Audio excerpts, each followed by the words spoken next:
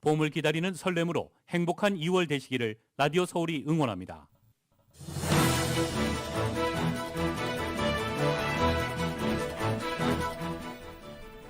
코로나19 확산세가 누그러지자 개빈 뉴섬 주지사가 엔데믹으로 가기 위한 첫 번째 플랜을 오늘 공개했습니다. LA 시장 후보들에 대한 여론조사 결과 캐런 베스 후보가 압도적 1위를 기록했습니다. 하지만 유권자 10명 가운데 4명은 아직 후보를 결정하지 못한 것으로 나타났습니다. 치솟는 물가로 인해 한인 중산층들이 어려움을 겪고 있습니다. 현재 임금으로는 물가를 감당하기 어렵다는 겁니다.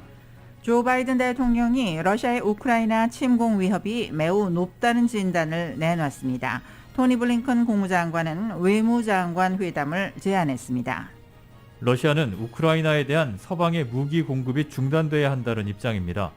또한 중부와 동부 유럽에 주둔하는 미군의 철수도 요구했습니다. 트럼프 전 대통령과 자녀들이 검찰 조사를 받게 됐습니다. 세금을 적게 내기 위해 부동산 가치를 축소했지만 대출 과정에선 자산 가치를 부풀렸다는 혐의를 받고 있습니다. 지상파 3사의 합동 여론조사 결과 이재명 그리고 윤석열 후보가 여전히 오차 범인의 접전을 벌이고 있습니다. 그러나 전국 지표조사에선 윤 후보가 이 후보에 9%포인트 앞서는 것으로 나타났습니다. 민주당 이재명 후보가 공식 선거 운동 이후 처음으로 호남을 찾았습니다. 국민의힘 윤석열 후보는 수도권 표심을 공략했습니다. 정의당 심상정 후보는 오늘도 노동계의 지지를 호소합니다.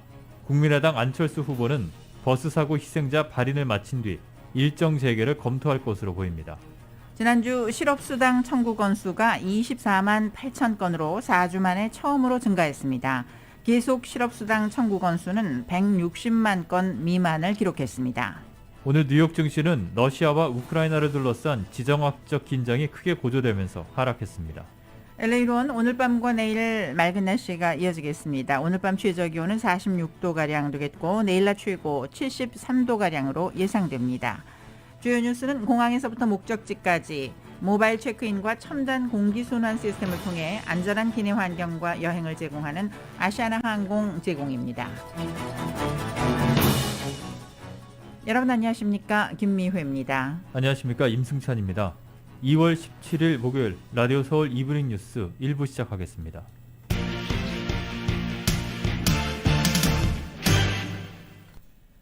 조 바이든 대통령이 러시아의 우크라이나 침공 위협이 매우 높다는 진단을 내놨습니다. 러시아가 우크라이나에 대한 공격 포기를 공식화하는 동시에 외교 협상에 응할 것도 재차 요구했습니다. 첫 소식은 KBS가 보도합니다. 조 바이든 미국 대통령이 러시아의 우크라이나 침공 위협을 매우 높은 상태로 진단하면서 며칠 안에 현실화될 수 있다고 전망했습니다. 러시아 측이 펼치고 있는 위장 전술 등 여러 군사적 징후들 모두 공격이 임박했음을 가리킨다고 본 겁니다.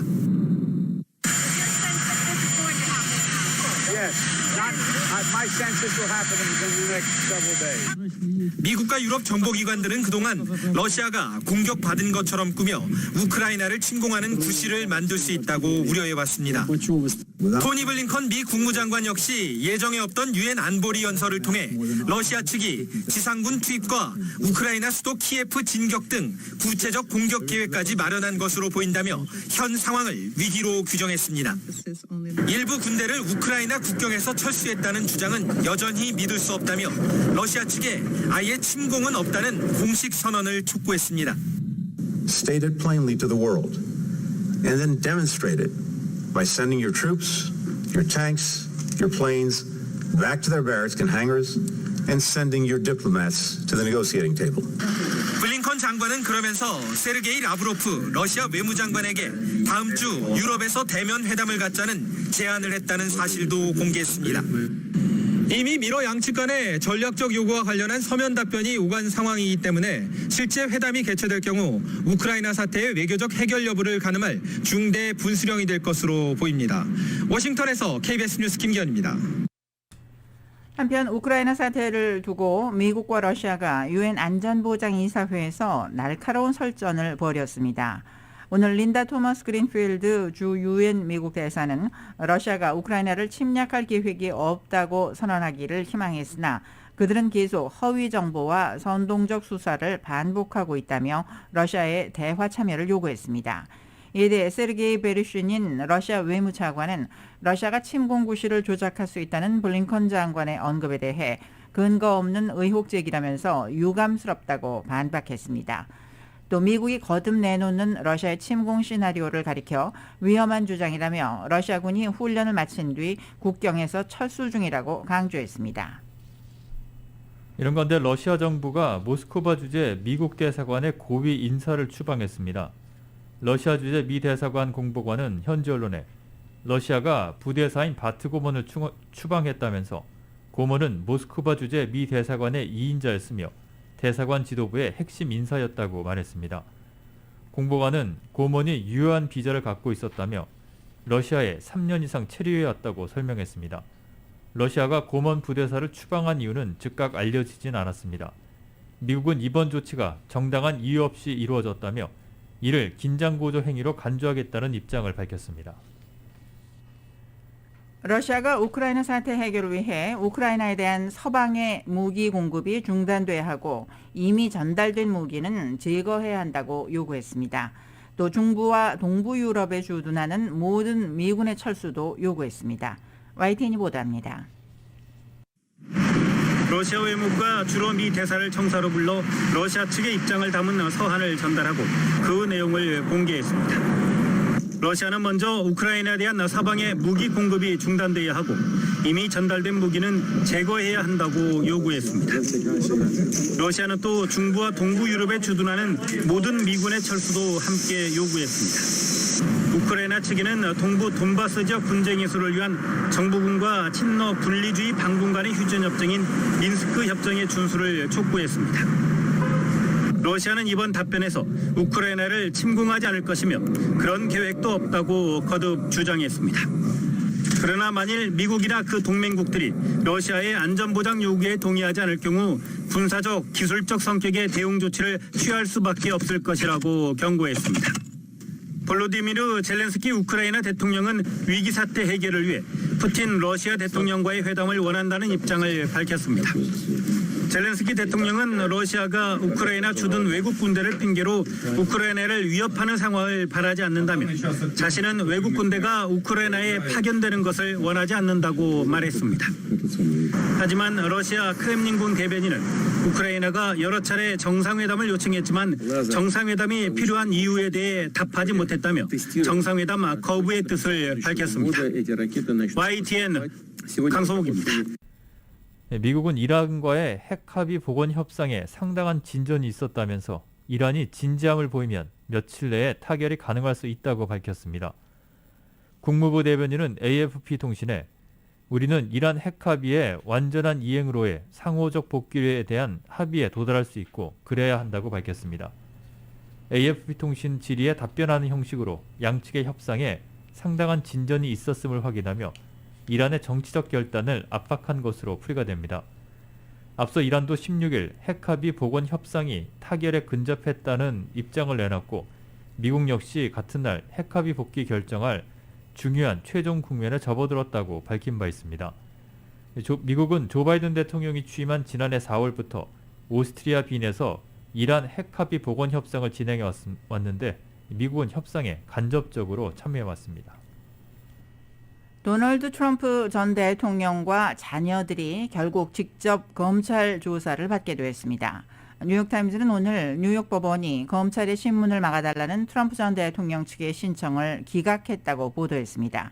이에 따라 트럼프 전 대통령과 장남 도널드 트럼프 주니어, 장녀 이방카는 레티샤 제임스 총장이 이끄는 뉴욕주 검찰의 신문을 받게 되었습니다. 뉴욕주 검찰은 트럼프 일가가 세금을 적게 내기 위해 부동산의 자산 가치를 축소하면서도 은행 대출을 받는 과정에선 자산 가치를 부풀렸다는 혐의에 대해 수사를 벌이고 있습니다. 지난해 말 뉴욕주 검찰이 트럼프 전 대통령과 자녀들에게 소환장을 보내자 트럼프 전 대통령 측은 법원에 검찰 신문을 막아달라고 법원에 요청했습니다. 하지만 법원이 검찰의 손을 들어줌에 따라 트럼프 일가는 3주 안에 검찰의 신문을 받게 됐습니다. 코로나19가 신체적 부작용뿐 아니라 정신적 문제도 일으킬 수 있다는 연구 결과가 나왔습니다. 재향분인관리국의 데이터베이스를 이용해 코로나19 확진자 15만 4천 명의 경과를 추적한 논문이 영국 의학저널 최신호에 게재됐는데 이 논문을 보면 확진자는 감염되지 않은 대조군에 비해서 우울증 진단을 받을 가능성이 39%, 그리고 불안장애 진단을 받을 가능성은 35%가 높았습니다. 또 스트레스 장애에 걸릴 가능성은 38%, 수면 장애에 걸릴 가능성은 41% 높았습니다. 코로나19에 걸리지 않은 사람에 비해서 건망증 등의 인지적 문제에 시달릴 가능성은 80% 높았고, 각종 약물에 중독될 가능성도 최소 20% 이상 높았습니다. 연구팀은 조사의 정확성을 위해 최소 2년 이내에 각종 정신과 치료를 받은 기록이 있는 사람은 분석에서 제외했습니다.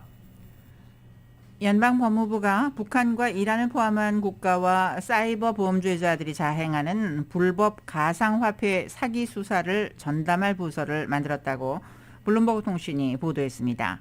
리사 모나코 법무부 차관은 가상화폐 및 기타 디지털 자산의 악용을 식별 제거하기 위한 역할을 할 국가 가상화폐 단속국을 신설하고, 베테랑 사이버 안보 전문가인 최은영 검사를 초대국장으로 임명했다고 밝혔습니다. 단속국은 가상화폐 사기를 집중 추적해 수사한 뒤 기소까지 담당하게 됩니다. 최근 유엔 안전보장이사회 산하 대북 제재위 전문가 패널 연례 보고서는 북한이 2020년부터 작년 중반까지 가상화폐 거래소에서 5천만 달러 이상을 훔쳤다고 적시했습니다.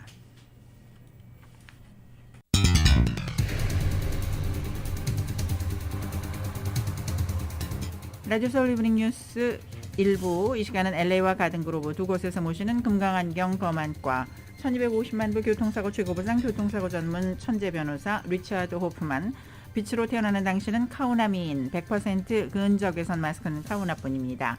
정직한 빛 카후나 LED 마스크, 온오프 PRGR, 야마하 포올틴, MU 스포츠, 전미국 독점 총판, 올림픽 골프에서 함께 마련합니다.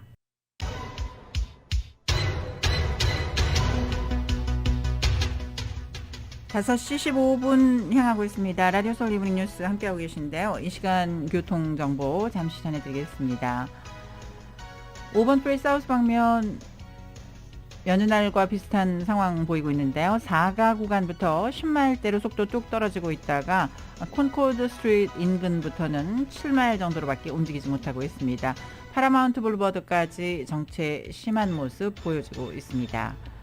이 밖에 110번 프리웨이도 양방향 벌써부터 정체가 심한 모습 보이고 있습니다. 110번 노스 방면은 101번 노스와 교차하는 구간부터 익스포지션 블루버드까지, 건너편인 110번 프리웨이 사우스 방면은 힐 스트리트 구간부터 가다서다를 반복하면서 원온 애비뉴까지 정체가 이어지고 있습니다.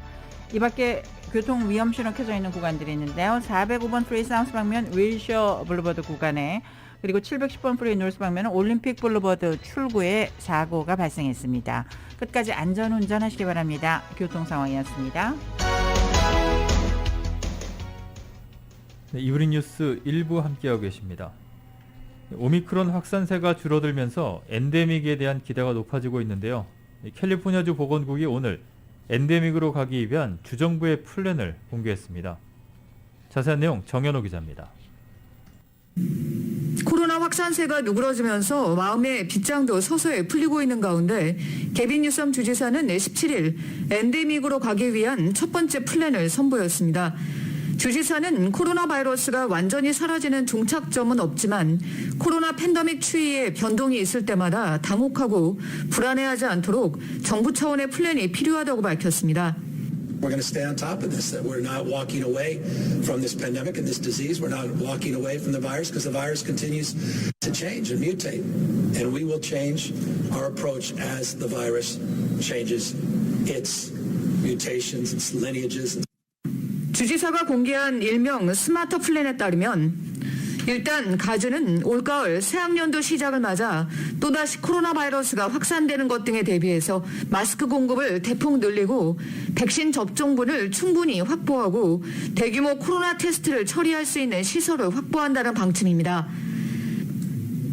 마스크는 필요시 고품질 제품 7,500만 개가 배포될 수 있도록 준비해놓고 코로나 예방 백신은 하루에 최소 20만 명 접종분, 그리고 코로나 테스트는 하루에 50만 명분을 처리할 수 있도록 한다는 목표입니다.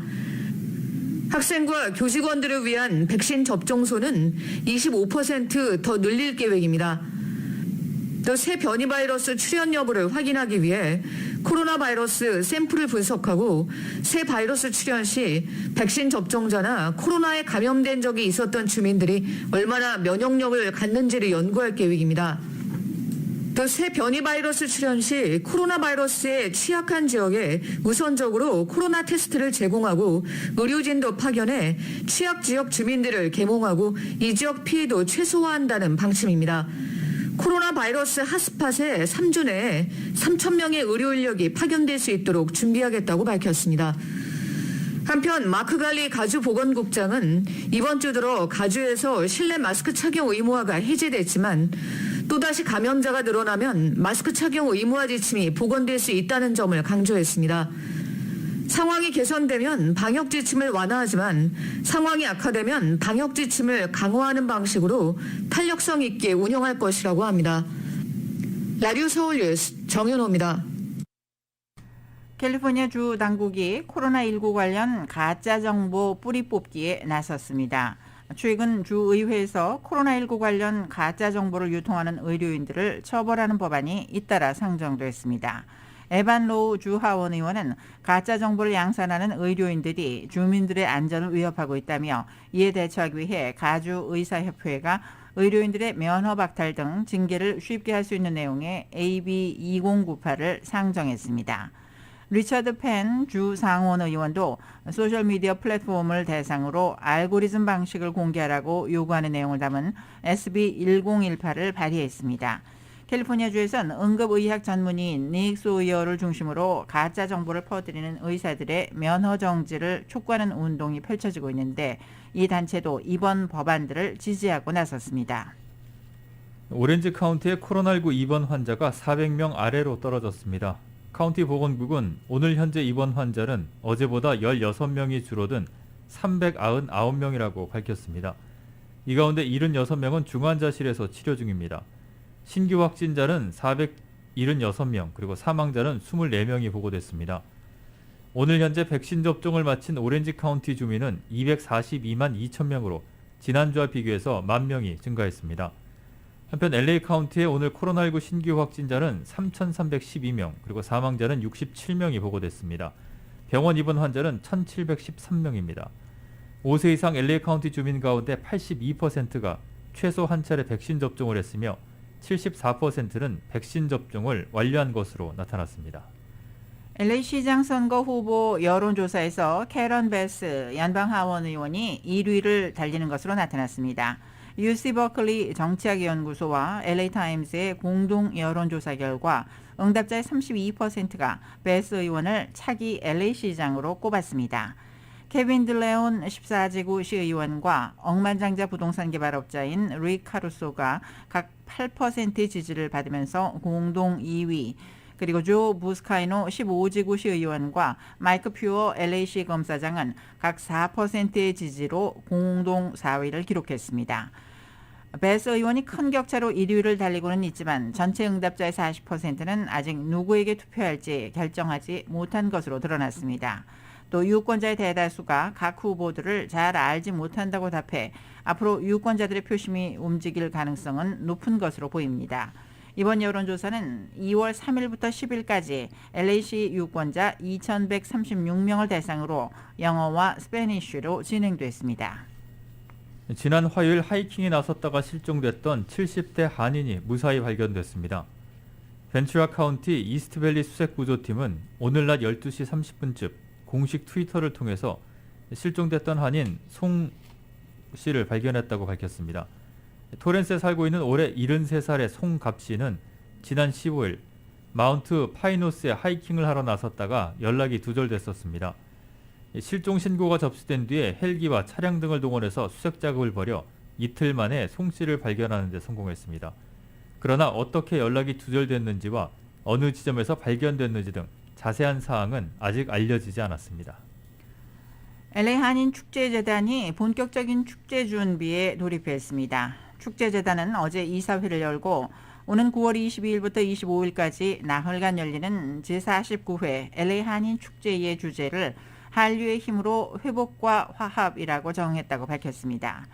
올해 축제는 팬데믹 이후 처음으로 열리는 축제인 만큼 한국 농수산특산품 엑스포와 한류 스타 공연 그리고 태권도 시범 등으로 풍성하게 꾸미겠다고 밝혔습니다. 재단 측은 올해 축제 예산은 $100만 예상한다며 스폰서십을 통한 후원으로 이익을 최대치로 만들어 수익금 전액을 비영리 단체에 기부하겠다는 뜻을 밝혔습니다. 재미 한국노인회가 오는 24일 목요일 오전 10시부터 낮 12시까지 타운 내 올림픽과 베란도에 있는 남가주 새누리교회 정문 앞 공터에서 한인 노인들에게 효자손과 얼굴수건, 떡 등의 선물을 나눠줍니다. 코로나 팬데믹으로 어려움을 겪고 있는 한인 노인들에게 조금이라도 도움을 주고자 서울 메디칼 그룹과 휴메나 잉크 그리고 재미 한국노인회가 힘을 합쳐 이번 행사를 마련했습니다. 제20대 대한민국 대통령 선거 재외국민 투표가 오는 23일부터 시작됩니다. LA 총영사관 재외선거관리위원회는 각종 주의사항을 안내하며 유권자 등록을 마친 선거인들의 적극적인 투표를 당부했습니다. 투표에 참여하기 위해선 반드시 사진이 부착된 신분증과 영주권 또는 비자 원본을 제시해야 합니다. 이미지 파일이나 사본을 가져오면 투표가 불가능합니다. LA 총영사관의 경우 투표가 6일간 진행되지만 오렌지 카운티 한인회관과 샌디에고 카운티 한인회관 그리고 애리조나 아시아나 마켓 등 3곳의 투표소는 3일간만 운영됩니다. 불법적인 재외선거 운동에도 주의해야 하는데 특정 단체나 대표자 명의로 정당이나 대선 후보를 지지하는 행위는 금지됩니다. 또한 미국 시민권자와 미성년자는 선거 운동을 할 수 없습니다. 헐리우드 차병원이 당뇨발과 만성 상처 치료를 다루는 창상 전문 치료센터를 오픈했습니다. 창상 전문 치료센터에서는 당뇨성 족부궤양과 정맥궤양, 욕창과 골쌤을 비롯해서 아물지 않는 수술 합병증이나 방사선 치료로 생긴 상처 그리고 화상 등을 다룹니다. 이로써 한인타운 인근에서도 당뇨발과 만성 상처 등 복잡하고 힘든 창상 전문 치료를 받을 수 있게 됐습니다. 헐리우드 차병원은 창상 전문 치료센터에선 최첨단 의학기술과 전문 의료진, 탄탄한 프로토콜을 토대로 자세한 평가와 철저한 검사를 통해서 환자별 진단과 맞춤 치료를 제공하고 심각한 합병증을 예방하는 효과적인 치료 제품이 사용된다고 밝혔습니다. 헐리우드 차병원 창상 전문 치료센터의 파시드 네젯 메디컬 디렉터는 한인타운과 웨스트 LA, 헐리우드뿐만 아니라 의료 취약 지역의 주민들에게도 의료 서비스를 제공하겠다고 밝혔습니다. 라디오 서울 이브닝 뉴스 함께하고 계십니다. LA와 가든그로브 두 곳에서 모시는 금강안경 검안과 1250만 불 교통사고 최고보상 교통사고 전문 천재 변호사 리차드 호프만 제공입니다. 잠시 후에는 한국 소식 간추려드립니다.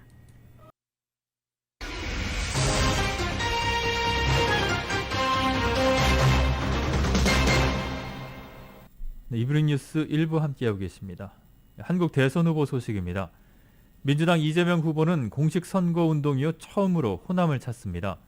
어제까지 사흘간 이어진 서울 총력 유세에서는 정책 대전환으로 부동산 문제를 반드시 해결하겠다고 약속했습니다. 이 소식 KBS가 보도합니다. 호남이 없었으면 국가도 없었을 것이다. 오늘부터 시작되는 이재명 후보 호남 유세의 슬로건입니다. 순천을 시작으로 목포와 나주를 잇따라 방문해 압도적인 지지를 호소한다는 계획입니다. 저녁에는 광주 5.18 민주광장을 찾아 광주의 정신을 기리는 집중 유세도 펼칩니다. 어제까지 사흘간 이어진 서울 유세에서는 부동산 문제를 반드시 해결하겠다고 공언했습니다. 재건축이 현안인 강북 지역에서 규제 완화를 거듭 약속했습니다. 두꺼비가 새 집이 필요하다는데 사람은 오죽하겠어요. 재개발, 재건축 합리적으로 풀어서 행복하게 살게 해주는 게 바로 정치고 정책 아닙니까? 문재인 정부 부동산 정책에는 자신도 분노했다며 진보의 금기를 깨서라도 변화를 이뤄내겠다고 공언했습니다. 집값이 갑자기 올라가지고 세금이 확 오르니까 화나시죠? 저도 화나던데 정책이 국민에게 고통을 주면 안 됩니다. 광화문 청계광장에선 과거 촛불의 기억을 소환하면서 윤석열 후보를 겨냥해 과거로 돌아갈 수 없다고 했습니다. 시민들이 든 그 가냘픈 촛불들로 쫓겨난 정치 세력들이 있습니다. 단 5년 만에 그들이 다시 복귀하고 있습니다. 사흘간 서울 유세 마무리 일정으로는 홍대 앞을 찾아 2030 청년들에게 좁은 둥지에서 경쟁하다 떨어지지 않게 하겠다. 기본금융과 기본소득 등 지원을 아끼지 않겠다 공약했습니다. KBS 뉴스 노태영입니다. 선거운동 사흘째 국민의힘 윤석열 후보는 수도권 표심을 공략했는데요. 특히 성남에서 이재명 후보의 대장동 의혹부터 부동산까지 여권의 아픈 고리를 집요하게 파고들었습니다. 유승민 전 의원의 지지 선언으로 원팀의 마지막 퍼즐도 맞추게 됐습니다. YTN입니다. 선거운동 사흘째 윤석열 후보는 민주당 이재명 후보의 제2의 고향이자 대장동 의혹이 불거진 성남시를 찾았습니다. 유세연단에 오르자마자 특혜 개발부터 성남FC 후원금 문제까지 이 후보의 각종 의혹을 맹폭했는데 인구 100만의 성남시를 이렇게 운영을 했는데 5천만의 대한민국을 운영하면 나라 꼬라지가 어떻게 되겠습니까, 여러분? 승리를 자신하듯 어퍼컷 세러머니를 거듭 선보이기도 했습니다. 용인에선 수도권 민심이 가장 민감한 부동산 문제를 정조준했는데 28번에 걸친 정책 실패는 실수가 아니라 국민을 갈라치려는 악의적 술수라고 비난했습니다.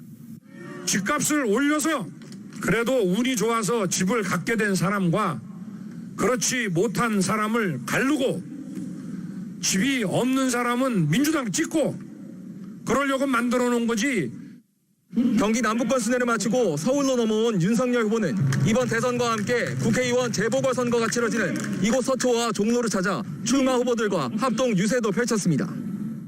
검찰총장으로서 조국 수사를 시위했던 서초동에선 민주당 정권의 불법과 부패, 무도와 무능이 정치를 하게 된 이유라며 지지를 호소했습니다.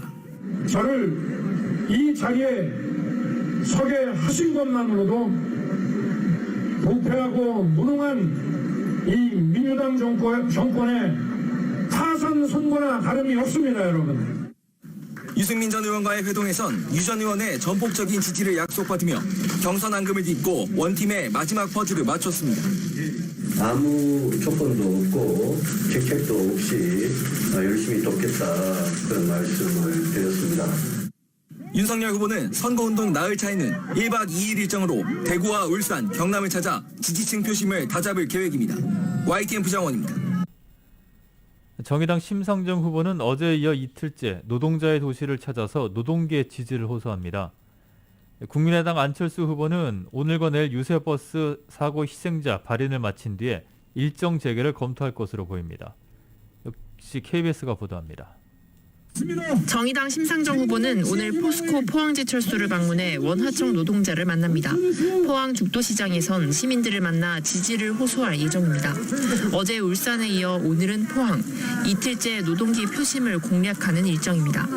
울산 노동계와 만난 자리에서 심 후보는 이번 대선이 노동 없는 대선이 됐다고 지적했습니다. 노동 후진국으로 퇴행하는 선거가 아니라 노동이 당당한 노동 선진국으로 도약하는 그런 선거 만들어주시기 바랍니다.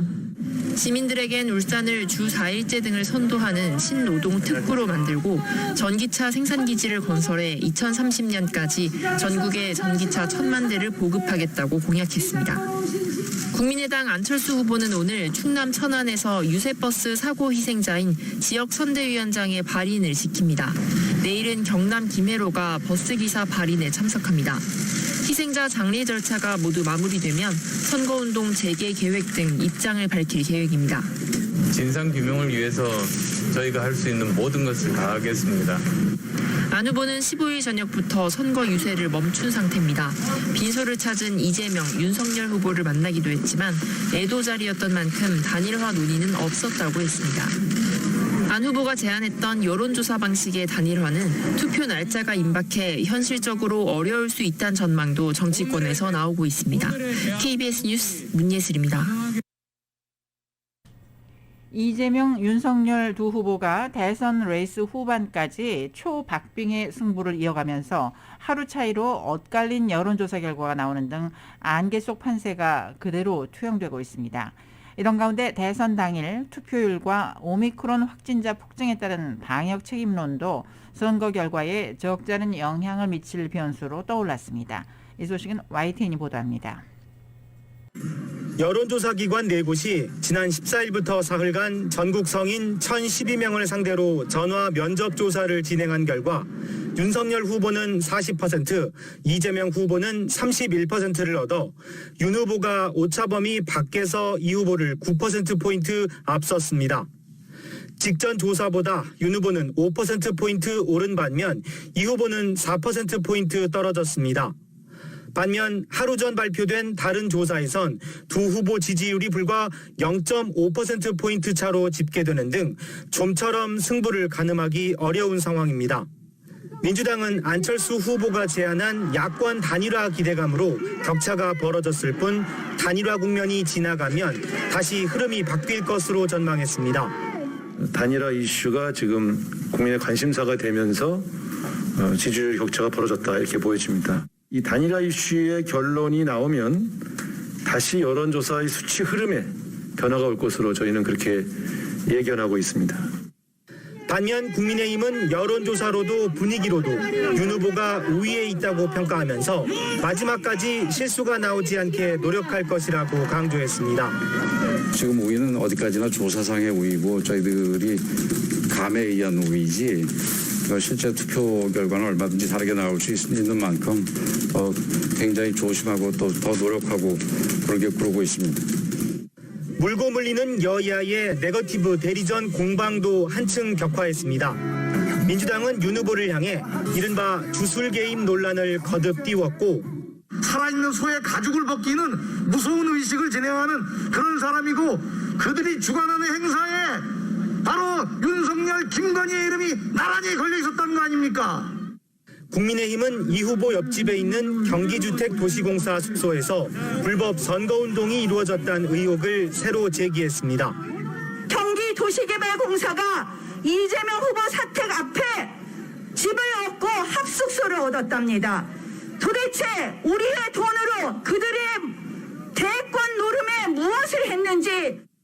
이런 가운데 이번 대선에서 반드시 투표하겠다는 유권자가 10명 중 8명으로 집계되고 오미크론 폭증에 따라 정부의 코로나19 방역 대응에 대한 부정적 평가가 상승하는 등 선거 당일 투표율과 코로나 방역 상황도 대선 막판 주요 변수가 될 것으로 보입니다.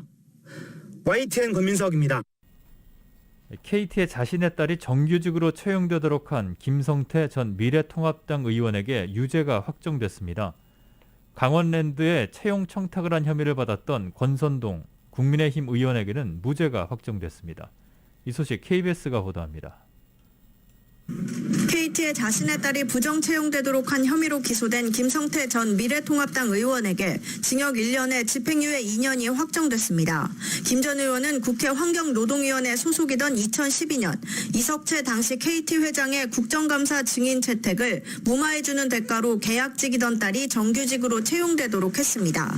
검찰은 딸 채용이 뇌물이라고 보고 김 전 의원을 2019년 7월 기소했습니다. 1심은 부정 채용은 인정하면서도 김 전 의원이 이익을 받은 것은 아니라며 무죄를 선고했습니다. 하지만 2심은 김 전 의원과 함께 사는 딸이 취업 기회를 얻었다면 사회통념상 김 전 의원이 뇌물을 받은 셈이라며 유죄로 판단을 뒤집었습니다. 김 전 의원은 대법원 판결에 대해 법리 판단에 충실해야 할 법원이 정치보복과 정치적 판단의 굴레를 벗어나지 못했다며 마음 깊은 분노와 울분을 표하지 않을 수 없다고 했습니다. 강원랜드에 채용 청탁을 했다는 혐의로 기소된 국민의힘 권성동 의원은 6년 만에 무죄가 확정됐습니다.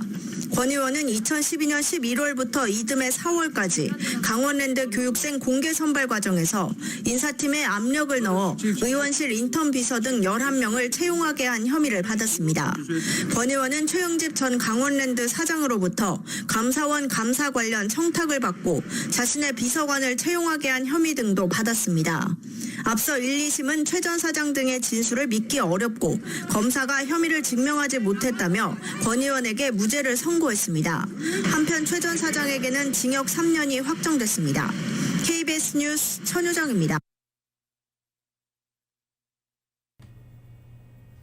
라디오 솔리브니 뉴스 함께하고 계십니다. 빛으로 태어나는 당신은 카우나민 100% 근적외선 마스크는 카우나뿐입니다. 정직한 빛 카우나 LED 마스크.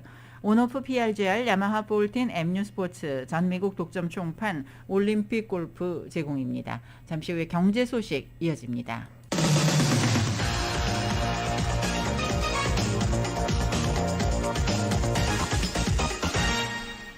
이브닝 뉴스 일부 함께하고 계십니다. 오늘 뉴욕 증시는 러시아와 우크라이나를 둘러싼 지정학적 긴장이 크게 고조되면서 하락했습니다. 다우존스 산업평균지수는 어제보다 622.24포인트가 하락한 34,312.03으로 장을 마쳤습니다. S&P 500 지수는 94.75포인트가 떨어진 4,380.26, 나스닥 지수는 407.38포인트가 빠진 13,716.72로 거래를 마감했습니다. 유가는 이란과 서방과의 핵 합의 타결 가능성이 커지면서 하락했습니다. 뉴욕 상업거래소에서 3월물 서부 텍사스산 원유 가격은 어제보다 1달러 90센트가 하락한 배럴당 91달러 76센트에 거래를 마쳤습니다. 연방노동부가 지난주 신규 실업수당 청구 건수가 24만 8천 건으로 집계됐다고 밝혔습니다. 전주보다 2만 3천 건 증가해 4주 만에 처음으로 증가했습니다. 월스트리트저널이 집계한 전문가 전망치 21만 8천 건을 비교적 큰 폭으로 웃돌았습니다. 예상을 벗어난 깜짝 증가세는 오래 지속되지 않을 가능성이 크다고 전문가들은 분석했습니다. 인력난에 시달리는 미국의 기업들이 해고를 최대한 꺼리는 데다 연말연시 오미크론 변이 확산에 주춤하던 경제활동이 점차 되살아나고 있기 때문입니다. 미국 기업들의 구인 건수는 1,100만 건에 육박해 역대 최다 수준에 근접한 상태입니다. 이와 함께 최소 2주 이상 실업수당을 신청하는 계속 실업수당 청구 건수는 2만 6천 건 감소한 160만 건 미만을 기록했습니다. 전기차 회사인 테슬라는 오늘 증권거래위원회가 조 바이든 행정부의 비판적인 일론 머스크 CEO의 입막음을 위한 조사를 진행 중이라고 주장했습니다. 월스트리트저널과 CNBC에 따르면 테슬라와 머스크 CEO의 변호인인 알렉스 스피로는 맨하탄 연방지방법원 앨리슨 네이선 판사에게 제출한 문건을 통해서 머스크가 여전히 정부를 노골적으로 비판하고 있기 때문에 SEC가 머스크와 테슬라를 끊임없는 조사의 타깃으로 삼은 것으로 보인다고 말했습니다. 오늘 법원 문건은 테슬라가 지난해 11월 SEC로부터 머스크의 트윗 활동과 관련해 규정 준수 여부를 따져 묻는 내용의 소환장을 받았다는 사실을 공개한 지 일주일여 만에 제출된 것입니다. 테슬라의 오늘 반격은 머스크 CEO가 캐나다 당국이 코로나19 백신 의무화를 반대하는 트럭 시위대에 대한 가상화폐 후원금을 조사 중이라는 언론 보도에 주스틴 트루도 캐나다 총리를 아돌프 히틀러에 비유하는 듯한 트윗을 올린 직후에 나왔습니다. 한편 연방 자동차 안전규제 당국이 테슬라 차가 이유 없이 급제동한다는 소비자 불만이 제기됨에 따라 공식 조사에 착수했습니다. 도로교통안전국은 2021년, 2022년형 테슬라 차 41만 6천 대를 대상으로 조사를 시작했다고 밝혔습니다. 안전국은 지난 9개월 동안 테슬라 세단 모델 3와 SUV 모델 Y에서 예상치 못한 급제동이 발생했다는 민원을 354건 접수했다고 설명했습니다. 소비자 불만이 제기된 차량에는 제동, 가속 등을 돕는 자동 기능인 오토파일럿 등 자율주행 보조 기능이 장착되어 있습니다. 차주들은 사전 경고 없이 급격한 감속 현상이 반복적으로 발생하는 현상을 겪었고 하이웨이에서 추돌 사고가 날 것을 우려했습니다. 최근 3년 동안 연방 안전규제 당국이 테슬라 차 조사에 착수한 것은 이번이 네 번째입니다. 무역대표부가 중국의 전자상거래 기업인 텐센트와 알리바바가 운영하는 사이트를 위조 상품이 나도는 판매처로 지목했습니다. 무역대표부는 오늘 2021년도 악명 높은 시장 명단을 발표했는데 올해는 42개 온라인 시장과 36개 오프라인 시장이 명단에 이름을 올렸습니다. 명단엔 중국의 대표적인 전자상거래 업체 알리바바의 알리익스프레스와 텐센트의 위챗 이커머스 에코시스템이 처음 포함됐습니다. 알리바바가 보유한 다른 업체인 타오바오를 비롯해 바이두 왕판과 DH게이트, 핀두오두오 등 다른 중국 전자상거래 업체는 이미 명단에 들어 있습니다. 무역대표부는 이번 명단에 알리익스프레스와 위챗 이커머스 에코시스템이 들어갔다며 이곳에선 심각한 상표권 침해가 이루어지고 있다고 밝혔습니다. 이 명단에 올라도 정부가 별다른 조처는 하진 않지만 해당 기업의 이미지는 타격을 받을 수 있습니다. 항공업계가 월정액을 낸 고객을 대상으로 항공권을 제공하는 구독 서비스를 도입했습니다. 경제매체 비즈니스 인사이더는 오늘 알래스카 에어라인이 미국 항공사 중 처음으로 구독 경제 기반의 항공권 상품 플라이트 패스를 출시했다고 보도했습니다. 이 서비스의 가입자는 최저 $49 월정액을 내면 서부 주요 도시 노선의 왕복 항공권을 할인된 가격에 이용할 수 있습니다. 알래스카 항공은 LA와 샌프란시스코, 네바다주 라스베가스와 리노, 애리조나주 피닉스 등 16개 도시 노선에 이 서비스를 적용할 계획입니다. 월 요금제는 예약 허용 기간에 따라 두 종류로 나뉩니다. 다만 월정액 외에 항공권에 붙는 세금과 공항 이용료는 회원이 부담해야 합니다. 모기지 금리가 4%에 육박하는 등 지난 2019년 5월 이후 최고치를 기록했습니다. 프레디맥은 오늘로 끝난 주간에 30년 고정 모기지 금리 평균이 3.92%로 급등했다고 발표했습니다. 지난주에는 3.69% 수준이었고 1년 전에는 평균 2.81%였습니다. 15년 고정 모기지 금리 역시 평균 3.15%로 전주 2.93% 그리고 1년 전 2.21%에서 급등했습니다. 프레디맥의 수석 이코노미스트는 높은 인플레이션과 예상보다 강한 소비자 지출로 모기지 이자율이 다시 급등했다고 풀이하면서 30년 고정 모기지 금리가 4%에 육박해서 2019년 5월 이후 최고치를 기록했다고 지적했습니다. 연방상무부가 1월 주택 착공 건수가 4.1% 감소한 164만 건으로 집계됐다고 밝혔습니다. 지난달 착공 건수는 블룸버그 통신이 집계한 전문가 전망치 170만 건을 하회했습니다. 코로나19 오미크론 변이의 확산 여파로 숙련된 노동자가 부족해지고 건축자재 가격이 급등한 것이 착공 감소로 이어졌다고 블룸버그 통신은 분석했습니다. 반면에 향후 주택시장 흐름을 가늠할 수 있는 신규 주택 허가 건수는 190만 건으로 전월보다 1% 증가했습니다. 2월 필라델피아 연방준비은행 관할 지역 제조업 활동이 둔화했습니다. 필라델피아 연은에 따르면 2월 필라델피아 연은지수는 16을 기록했습니다. 이는 전월 수치인 23.2 그리고 월스트리트저널 전문가 예상치인 19를 하회하는 수준입니다. 신규 수주지수는 14.2로 전월 대비 4포인트가 하락했습니다. 필라델피아 연은은 신규 수주와 배송 등 일부 지수가 전월 대비 하락했지만 여전히 확장 국면을 유지했다며 지역 제조업계의 지속적인 확장세가 드러나고 있다는 의미라고 말했습니다.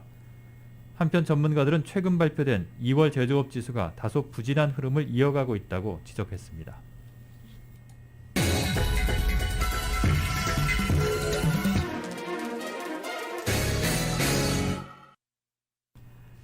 이어서 스포츠 소식입니다. 베이징 올림픽 소식인데요. 김연아 키즈 17살의 유영이 자신의 첫 올림픽 무대에서 당당히 6위에 오르면서 가능성을 확인했습니다. 김예림도 9위를 기록해 한국 피겨는 비록 메달은 못 땄지만 올림픽 사상 처음으로 탑10에 2명의 선수가 오르는 성과를 냈습니다. 약물 파문의 주인공 발리에바는 졌습니다. YTN의 보도입니다. 프리스케이팅에서도 유영의 첫 점프는 필살기인 트리플 악셀이었습니다. 깔끔한 착지에 성공하자 유영의 다음 점프는 더욱 거침없었고 스핀과 시퀀스 모두 흠잡을 데 없는 완벽한 연기가 이어졌습니다. 트리플 악셀은 첫날 다운그레이드까지는 아니었지만 여전히 회전수 부족이 지적돼 아쉬움을 남겼습니다. 기술 점수 74.16점, 예술 점수 68.59점을 받아 142.75점으로 풀이만 놓고 보면 전체 4위 성적입니다. 합계 213.09점을 기록하면서 6위로 첫 올림픽 여정을 마쳤습니다. 메달에 대한 아쉬움이 남았지만 동시에 가능성도 확인한 유영은 연기를 마친 뒤 눈물을 쏟아냈습니다. 김예림도 실수 없는 깔끔한 연기로 총점 202.63점을 받아 당당히 9위를 차지했습니다. 비록 메달을 따내진 못했지만 역대 처음으로 올림픽 무대에서 2명의 선수가 톱10에 이름을 올리는 성과를 냈습니다. 약물 파문 속에서도 경기에 나선 발리에바는 두 차례나 엉덩방아를 찢는 최악의 연기를 펼친 끝에 첫날 1위 자리를 지키지 못하고 4위로 추락했습니다. 러시아 올림픽위원회 셰르바코바와 투르소바가 금메달과 은메달을 차지했는데 발리에바가 메달권 밖으로 밀려나면서 시상식은 정상적으로 열리게 됐습니다. YTN 김사익입니다. 올림픽 2회 연속 메달을 노렸던 한국 여자 컬링 대표팀이 예선 마지막 경기에서 지면서 4강 진출에 실패했습니다. 여자 컬링은 세계 랭킹 1위이자 지난 평창올림픽 금메달팀인 스웨덴과 풀리그 9차전에서 맞붙어서 경기 막판까지 접전을 벌였지만 8대4로 졌습니다. 여자 컬링 종목은 스위스와 스웨덴 그리고 영국과 일본이 4강에 올라서 메달을 다툽니다. 베이징 동계올림픽이 막판으로 향하는 가운데 한국 선수단은 스피드 스케이팅 종목에서 메달 사냥에 나섭니다. LA 시간으로 내일 새벽 0시 반에 열리는 스피드 스케이팅 남자 1000m에는 한국 빙속의 간판 선수들인 차민규 그리고 김민석이 출전합니다. 한국은 스피드 스케이팅 대회 남자 1000m 종목이 끝나면 남녀 매스 스타트 경기만 남겨두게 됩니다. 골프 여제 아니카 소렌스탐이 14년 만에 US 오픈에 출전합니다. US 여자 오픈을 주관하는 골프협회는 소렌스탐이 US 여자 오픈 출전 신청 절차를 마쳤다고 오늘 밝혔습니다.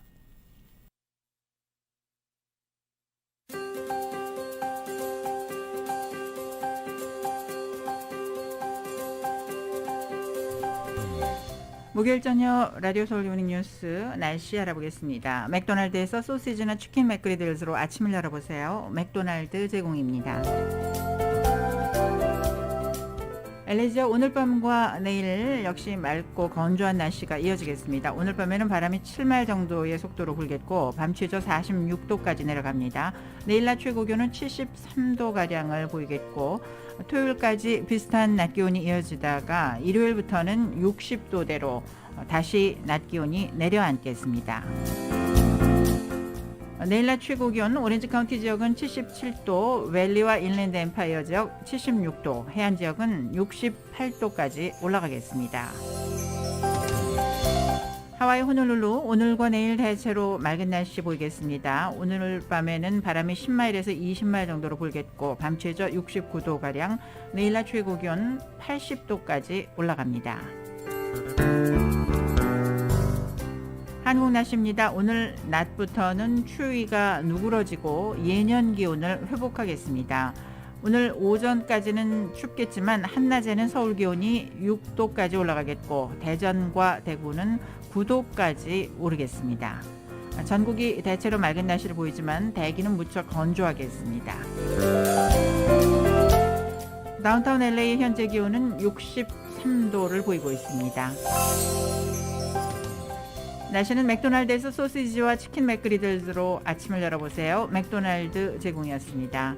라디오 서울 이브닝 뉴스 1부, 지금까지 LA와 가든그로브 두 곳에서 모시는 금강안경 검안과 1250만 불 교통사고 최고보상 교통사고 전문 천재 변호사 리차드 호프만, 빛으로 태어나는 당신은 카우나 미인 100% 근적외선 마스크는 카우나뿐입니다.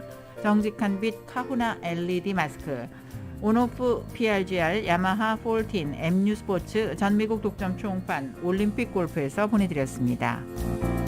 잠시 후 6시 라디오 서울 이브닝 뉴스 2부가 진행됩니다.